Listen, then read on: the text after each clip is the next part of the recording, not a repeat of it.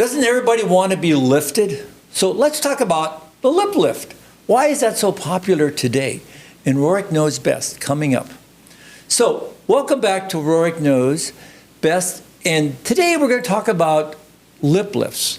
So why are lip lifts so popular? Well, today I have a world expert in facial rejuvenation surgery with me, Dr. Bardia Amirlak, a professor of plastic surgery at UT Southwestern.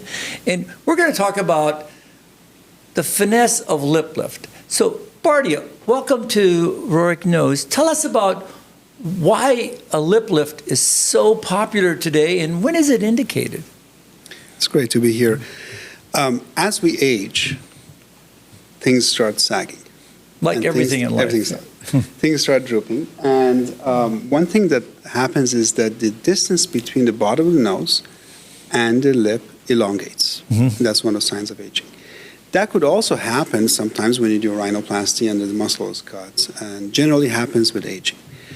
If you look at the facial aesthetics historically, if you look at the golden ratio, there's proportions that give us the aesthetic satisfaction when you look at a face. Mm-hmm. This is from here to here is 1/3, from here to here is 1/3, from here to here is 1/3, and it should be from the bottom of the nose to the lip, from the lip to the chin to be 1/3. So if that ratio is off, whether it's with aging or with other factors, the aesthetic appreciation of a face degrades a little bit. That's number one. If you look at this slide, when I said facelift without a lip lift is never complete. If you have this proportion, you can have this longer distance. That's one issue with aging. Second, the lip can atrophy as we age. Mm-hmm. Or if you're young, that certainly the lip can be atrophied. You have issue with the shape of the lip. The beautiful lip should have a cupid bow and a slight degree of slant going down, and the cordons should not be dropping. And then the one thing that we always talk about, my wife is a cosmetic dentist, and every night we have a heated discussion about how much teeth do you need to show when you're not smiling. Every night? It's a heated discussion. Maybe every other night. Oh, God, okay. So if you're showing in female about 2, 3, maximum 4 millimeters of upper incisors when your mouth is open, we consider that aesthetically pleasing. Yeah. However, you have to be careful not to show too much teeth. You don't want to look a bunny look. Yeah. And then when you smile, your smile should not be restrained. Now, what happened with lip lift, people were doing it and were not having great results. Why? Scars. Where is the lip lift done? Where are these scars? How is it done? What are the issues with lip lift? And the problem arises when you're not doing it the way you're supposed to be doing it. And this evolved over time. There's a lot of talk about deep plane facelift, deep plane that, deep plane this. The way that a lip lift these days should be performed is basically reverse engineering. What people have been doing is taking a skin from under the nose and lifting everything up. Right. And that is not exactly the way to do it. If you take the same amount of skin, if you're doing it on the side and the center, what may happen, you've seen these on TV anchors, I'm not going to name names, but you look strongly. You have to maintain the shape of the cupid bow, and this is done by reverse engineering. This is one. Second, people worry about the scars of their lip lift. Well, you have to reduce the tension. So when I call this look at this patient, patient before and after lip lift. This is after facelift, and still something was missing. I call this a deep plane upper lip lift. You may make fun of that, but that's okay.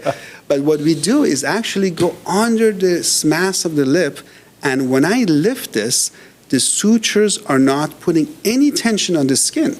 So your scar, although under the nose, relatively hidden, maybe not, maybe you need makeup afterwards, there's no tension on that scar afterwards. And you can see what happens is you also address the muscle a little bit to pull the muscle up, and the lip rolls up. Yeah. And if you do reverse engineering, you can maintain that slant of the lip. And of course, lower lip fat injection. Yeah, no, it looks good. Yeah. At least you didn't call it preservation lip lift. Exactly. That's the other hot topic.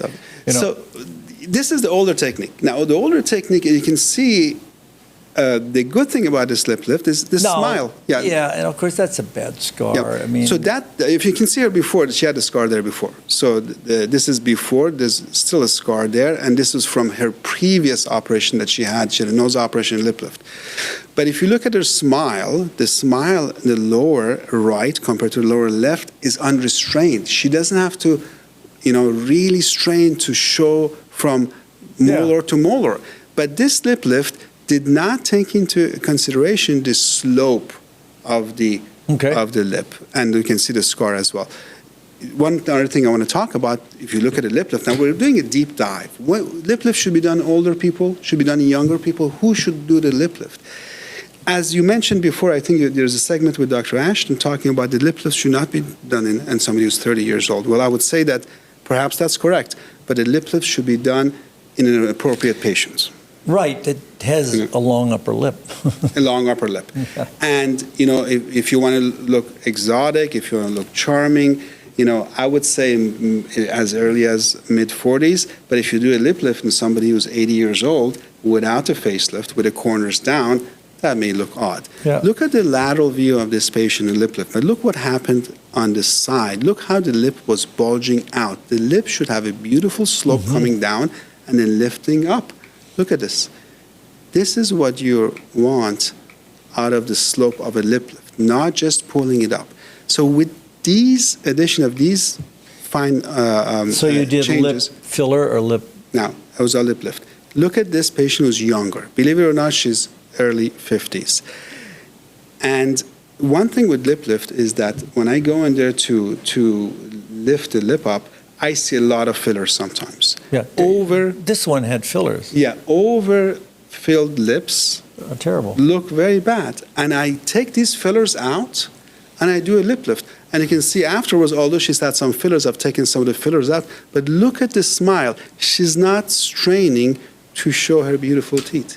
Even in younger patients may be an option. And then this patient wanted a little bit more charming look, a little bit more show of her teeth when she opens her mouth and she does not smile. And some people find that attractive or sensual. But look at the shape of the lip before and look at the shape of the lip afterwards. That's a cupid shape that's maintained.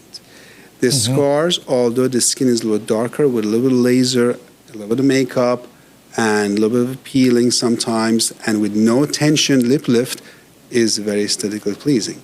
And of course, look at the proportion of the upper lip, which was long compared to the lower lip. So, yeah, I think lip lifts should be that subtle. I mean, I do it mainly with facelifts, Bardia, and I think they should be kind of that subtle aha moment where basically the patients say, "Wow, I really like that." It's kind of noticeably not noticeable, which is great, like the invisibly visible.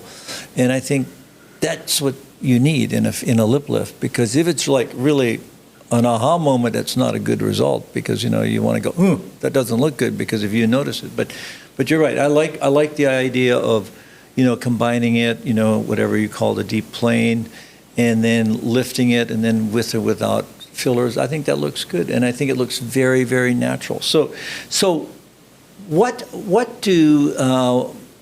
does the viewer need to know about finding someone that can help them do a lip lift that looks natural and beautiful, like you've shown? So tell us, what are your take-home points that they should know about? You've mentioned before that lip lift has become a fad, and everybody wants to do it. And when I was at training, everybody was like, lip lift, scars, this, that. If you do a good lip lift and deliver the results to the patient, even if they have some scars they can cover with makeup, they'll forgive that. So first things first, find a board-certified plastic surgeon. Ask them again, like every question you should ask, how many lip lifts have you performed? And let me look at your bad scars. A good plastic surgeon will show the patient the bad scars and the good scars. And really, the technique really matters, how you do it. And ask them, do you suspend muscle? And when do you do it? Why do you do it? Do you pay attention to the shape of the slope of the cupid bow? And do you take skin off uniformly, or do you actually do that reverse engineering? When you start asking these fine questions and when a plastic surgeon fumbles and doesn't give you an answer, you know that you may get in trouble with it. Right. Now, you and I all know that, everybody shows their best results. Now, I can tell you our website, my website, your website, everybody always shows their best results. And of course, sometimes patients don't give you permission to show results at all. But you want to know that whenever you look at somebody's website, you're going to probably see, quote unquote, their best results. Now, if their best results don't look good, then you got a problem, and it's just a matter of sharing that with them. And you're right, and all scars are permanent, whether they're hidden or not. And there's a lot of different ways of addressing them with lasers and I try and make sure that at the end, there's all kinds of things that we do as plastic surgeons because we're scar experts. But I think that needs to be shown. I mean, I think showing a patient a lip lift photo of the scar is very important. Just like a mastopexy patient needs to see those scars because I think it's good to show them early and late, 3 months, 6 months, and red versus the faded one. And I think that's what they need to see because, and just like with the arm lift, you go, oh my God, and then they go, well, in a year it's better. So I think those are very, very important points, Bardia. And I think that there's such a powerful adjunct to a facelift rejuvenation. Don't you agree? I do it probably in 1 in 4 facelifts because of the fact that it's just such a powerful adjunct and it's so subtle but powerful. I can't agree more. You can do a lip lift without a facelift. But you have to be very careful and pay attention to the corner of the mouth. If the corner is too low, yes, now the cornered lip lift has become popular as well, but you have to be very careful with those scars. But a facelift in the patient, a lip lift in a patient who needs a facelift is really devastating. And it's going to look really odd and bad. So that's why your plastic surgeon has to feel comfortable in a facelift and a lip lift as well. Right, and you have to really, I think, being conservative, because about a month ago, I saw a facelift that had a really an overdone lip lift. And, that's a challenge. It's hard to fix because, it's like overdoing eyelid surgery. And it's a real challenge. So, kind of know before you go, don't do crazy stuff and don't overdo it. So, okay, some incredible wisdom from Dr. Amirlak, a world expert in aesthetic surgery, and really has shown some beautiful results in the lip lift. So give us your thoughts, give us your comments, and until next time, helping you become a better and more informed you.